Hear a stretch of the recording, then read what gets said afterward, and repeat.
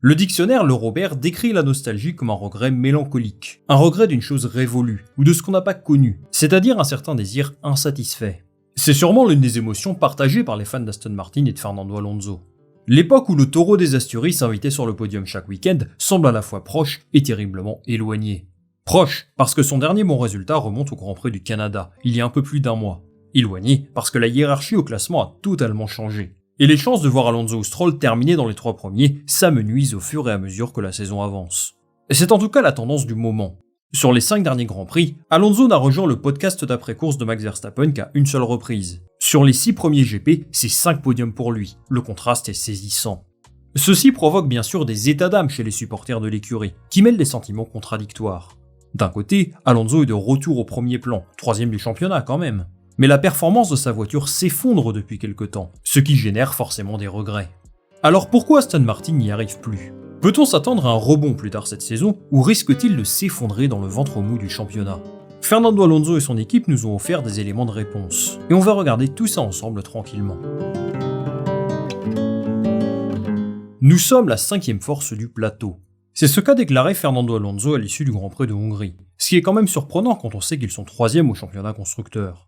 Si l'on ne se fie qu'aux résultats récents, on ne peut pas vraiment lui donner tort. P9 et P10 à Budapest, P7 et P14 à Spielberg, c'est pas terrible par rapport au début de saison extraordinaire qu'ils ont fait. Bon, avant de parler de leur forme actuelle, il faut d'abord rappeler rapidement comment ils en sont arrivés là. La monoplace est la première développée par Dan Fallows, leur directeur technique, qui est un ancien cadre de Red Bull. Il s'est inspiré de son ancien employeur pour développer cette voiture, mais pas que. Il y a aussi des éléments empruntés à Ferrari, et bien sûr à Mercedes, qui leur fournit le groupe moteur et un certain nombre d'autres composants. Le design de la monoplace était révolutionnaire au départ. Nouvelle suspension, nouveau nez sur l'aileron avant, des pontons revisités, il y a tout un tas de détails aérodynamiques qui en ont fait la voiture la plus innovante de la grille. En parallèle, Lawrence Stroll a recruté à tour de bras. Il se rapproche de plus en plus des 1000 employés, ce qui est à peu près la même chose que les top teams. Et évidemment, vous savez qu'il construit une nouvelle usine, où les premiers employés ont commencé à s'installer. Tous ces changements ont résulté en un gain de performance presque inattendu pour Aston Martin. Je rappelle qu'ils étaient 7e l'an dernier. Se battre avec Ferrari et Mercedes cette saison relève du miracle. D'autant plus qu'avec un deuxième pilote meilleur que Lance Stroll, ils auraient sans doute au moins une quarantaine de points de plus. Là, il y a presque 100 points d'écart entre les deux, c'est presque honteux. Tout ça pour dire que ce qu'ils ont fait jusqu'à présent n'est pas de l'ordre du normal. Aujourd'hui, Aston Martin semble être un petit peu rentré dans le rang. Il y a plusieurs facteurs qui expliquent cette régression entre guillemets, et j'ai envie de commencer par parler du niveau du milieu de tableau. On assiste aujourd'hui à un combat plutôt serré entre la 3e place et la 12e, tant en qualif qu'en course. Max Verstappen évolue dans une autre discipline, et sur le papier, seul Sergio Pérez est censé être capable de se mettre à son niveau, en course en tout cas. En qualification, les écarts sont très serrés. Vous êtes même beaucoup à me dire que c'est votre moment préféré du week-end désormais. On l'a vu en Hongrie, une Alfa Romeo est capable de se hisser dans le haut de la Q3 sans trop de problèmes. Et même en course, une Williams peut se battre avec une Ferrari ou une Aston Martin. Ce que je veux dire, c'est qu'il y a 5 ou 6 écuries qui semblent avoir une sorte de niveau plafond assez similaire. Vous l'avez peut-être remarqué, mais il y a de moins en moins de dépassements en Formule 1. Rien qu'au Grand Prix de Hongrie, on en a eu 16 seulement, contre 61 en 2022. Je ne vous en voudrais pas si vous avez piqué un petit somme dimanche dernier, ça reste entre nous. Alors il y a plusieurs explications à ça. D'abord les caractéristiques aérodynamiques des voitures qui sont si différentes de ce qu'avaient prévu les règlements à la base. Ou encore le poids de la voiture bien sûr, qui rend difficile certains changements de trajectoire. Tout ça n'aide pas Aston Martin à briller.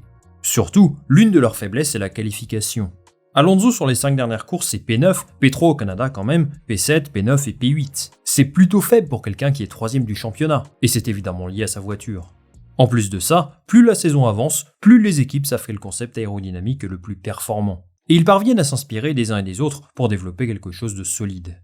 L'exemple parfait, bien sûr, McLaren.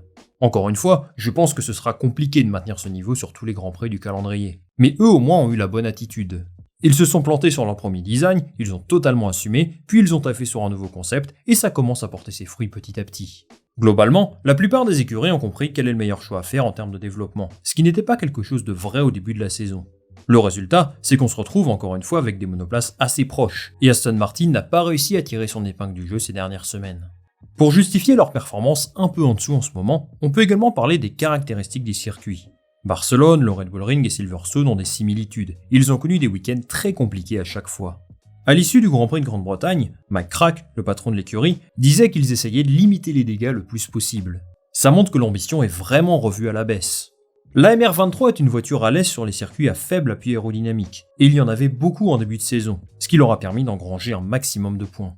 Dernière chose avant de parler de ce qui attend Aston Martin ces prochains mois, j'ai envie d'insister sur leur déficit structurel. Lawrence Stroll a fait grandir l'équipe à vitesse grand V, et il les a propulsés dans le haut de tableau. Mais quoi qu'on puisse en dire, aujourd'hui, il reste une équipe limitée d'un point de vue infrastructure par rapport au top team. 2023 devait être une année de transition à la base, et je crois franchement que c'est toujours le cas, mais il y a une grosse différence. Les attentes des spectateurs ont largement évolué, et elles ont été revues à la hausse. Après tout, quand tu fais 6 podiums en 9 courses, c'est normal d'en attendre un petit peu plus. Sans compter qu'on assiste à une saison ultra dominée par Max Verstappen. Il y avait une petite lueur d'espoir qu'un irréductible espagnol venu des Asturies vienne le titiller un minimum sur certains circuits, sans se battre forcément pour le championnat, mais au moins une fois ou deux. Mais il n'en a rien été. Et est-ce vraiment si surprenant ? J'ai publié une vidéo le 6 mars dernier, intitulée « Mais comment Aston Martin est-elle devenue aussi forte ?» À l'époque, il n'y avait eu qu'un seul Grand Prix, mais on sentait déjà qu'on tenait là une voiture de très haut niveau. Alors j'ai revisionné cette vidéo, et je me rends compte que mon discours de l'époque est absolument le même que celui d'aujourd'hui. Aston Martin a des limites structurelles trop importantes pour l'instant pour espérer se battre pour la deuxième place au championnat. Mercedes notamment dispose d'infrastructures en place depuis bien plus longtemps, et ils ont un savoir-faire technique qui ne peut pas se rattraper en l'espace de quelques mois. Peu importe l'argent que met Lawrence Stroll, dans la F1 moderne, il faut du temps pour construire quelque chose qui peut battre les meilleures écuries. Red Bull et Mercedes, ça fait 15 ans presque qu'ils gagnent tous les championnats. C'est un travail titanesque de réussir à se mettre à leur niveau. Aston Martin a certes investi dans de nouvelles usines, dans une nouvelle soufflerie, dans un nouveau campus ultra moderne, mais tout n'est pas encore en place et fonctionnel, ce qui limite forcément leurs ambitions. Du temps, c'est ce que demande Fernando Alonso. Si le niveau de sa monoplace est bien sûr décevant pour lui dernièrement, il s'estime tout de même heureux et confiant pour la suite. Regardez. 2023 est une très bonne année d'apprentissage pour Aston Martin, parce que nous nous sommes retrouvés avec une voiture au-dessus de ce que nous pensions en termes de performance. Nous ne sommes pas encore une équipe qui peut se battre pour le championnat.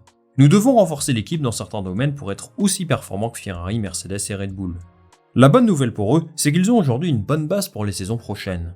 En 2024, les règlements ne vont pas changer plus que ça, et Aston Martin arrivera avec plus de certitude que la plupart des écuries à mon sens. En fait, j'ai la sensation qu'ils ont déjà identifié leurs points faibles de manière plus efficace que les autres. Ils savent exactement là où ils sont bons, là où ils ont des défauts. Bref, malgré leur niveau qui baisse un petit peu, il y a une bonne compréhension des axes de progression, et je trouve ça très positif. Maintenant, que doit-on attendre d'Aston Martin pour le reste de la saison ? Mike Rack disait que leur objectif est déjà atteint. Ils visaient le haut du midfield et leur début de championnat en boulet de canon les a amenés jusqu'au podium. Forcément, quand on voit ça comme ça, eh bien on peut se dire que quoi qu'il arrive, l'année d'Aston Martin sera jugée comme un véritable succès. Pourtant, lui assure qu'il ne souhaite pas bazarder les grands prix qui restent. Bon, déjà dans son discours, ce serait une erreur de communication de dire le contraire. Mais les améliorations qu'ils vont apporter peuvent également les aider pour la saison prochaine, puisque les monoplaces ne changeront que très peu. A priori, ils ont beaucoup de choses de prévues pour la deuxième partie de saison. Off-Track sur Twitter a relayé une info du journal Marca, qui indique qu'il devrait apporter un nouveau fond plat, des sidepods modifiés et des améliorations sur leur DRS pour le Grand Prix de Zandvoort, ou de Monza au plus tard. L'objectif est clair, se qualifier dans le top 5 à nouveau, et retrouver du rythme sur leur circuit préférentiel. Je vous le disais tout à l'heure, la qualif, c'est vraiment le point noir d'Aston Martin ces derniers temps. Ensuite, j'ai été un poil déçu par leur performance en Hongrie, et ça m'a surpris. Ils auraient dû faire mieux, et c'est d'ailleurs un sentiment partagé par Mike Rack. En interview d'après-course, il disait que d'autres équipes les ont dépassés en termes d'évolution de la monoplace. C'est quand même dommage pour une écurie qui avait quand même une belle avance sur le reste de la grille en début de saison. Pour conclure, je dirais que le vrai test pour Aston Martin n'est pas cette année. C'est 2024, vu ce qu'ils ont montré en début de saison, ils doivent être capables de jouer la deuxième place à minima l'an prochain. Alors vous allez me dire que j'ai peut-être des attentes trop élevées pour eux, mais je rappelle que l'objectif de Lawrence Stroll est d'être champion en 2025. Si Max Verstappen continue à jouer à Mario Kart en mode facile chaque week-end, je ne vois pas comment c'est possible. Mais vu les investissements qu'ils sont en train de faire, ils doivent être capables de trouver ce petit plus de performance qui viendra challenger Red Bull en 2024-2025. C'est leur objectif, et j'espère pour eux que cette saison 2023 leur permettra de se battre à l'avant de la grille l'an prochain. Cette année, ils termineront 3e ou 4e, ce qui est déjà très bien par rapport à ce qu'ils espéraient en début de saison. Il va falloir essayer de bien terminer l'année avec un développement cohérent et quelques podiums à droite à gauche pour lancer un nouveau cycle en 2024. Merci beaucoup d'être resté jusqu'au bout de cette vidéo. Dites-moi en commentaire ce que vous pensez des performances d'Aston Martin en ce moment et à quelle place vous les voyez terminer cette saison. Moi je lirai tout ça avec attention. Si vous souhaitez soutenir la chaîne, je vous invite comme d'habitude à liker cette vidéo, à la partager autour de vous et bien sûr à vous abonner. Ça me donne de la visibilité et c'est ce qui m'aide le plus pour vous proposer toujours plus de contenu. On va se retrouver très vite pour une nouvelle vidéo. Salut, à la prochaine.